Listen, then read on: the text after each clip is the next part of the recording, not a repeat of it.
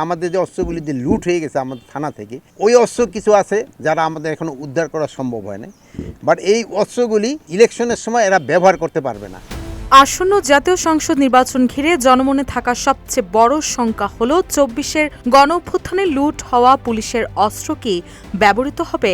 নির্বাচনকালীন নিরাপত্তা ও নিরপেক্ষতা নিয়ে জনমনে যখন এমন প্রশ্ন ঘুরপাক খাচ্ছিল, ঠিক তখনই স্বরাষ্ট্র উপদেষ্টা লেফটেন্যান্ট জেনারেল জাহাঙ্গীর আলম চৌধুরী হুঁশিয়ারি দিয়ে বলেন, কোনো অবস্থাতেই লুট হওয়া অস্ত্র নির্বাচনে ব্যবহার হবে না। তিনি জানিয়েছেন, লুট হওয়া অস্ত্র উদ্ধারে অভিযান চলমান রয়েছে এবং সীমান্ত দিয়ে অবৈধ অস্ত্র প্রবেশের যে কোনো চেষ্টা শক্ত হাতে প্রতিহত করা হচ্ছে।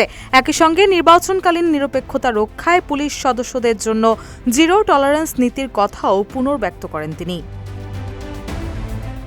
18 জানুয়ারি সকালে রাজশাহীর সারদায় বাংলাদেশ পুলিশ একাডেমির প্যারেড গ্রাউন্ডে 41তম ব্যাচের শিক্ষানবিশ সহকারী পুলিশ সুপারদের প্রশিক্ষণ সমাপনী কুচকাওয়াজে প্রধান অতিথির বক্তব্য শেষে সাংবাদিকদের প্রশ্নের জবাবে এসব কথা বলেন তিনি।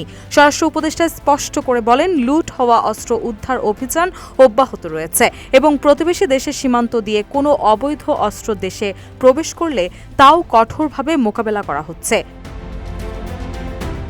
নির্বাচনকালীন নিরপেক্ষতা বজায় রাখার উপর জোর দিয়ে স্বরাষ্ট্র উপদেষ্টা বলেন, দায়িত্ব পালনকালে কোনো পুলিশ সদস্য কোনো প্রার্থী বা এজেন্টের কাছ থেকে কোনো ধরনের আর্থিক সুবিধা কিংবা খাবার গ্রহণ করতে পারবেন না। তিনি উল্লেখ করেন যে, নির্বাচনে নিয়োজিত প্রায় 1.5 লাখ পুলিশ সদস্য যদি পেশাদারিত্বের সঙ্গে দায়িত্ব পালন করেন, তবে এটি হবে দেশের ইতিহাসে সবচেয়ে নিরপেক্ষ ও গ্রহণযোগ্য নির্বাচন।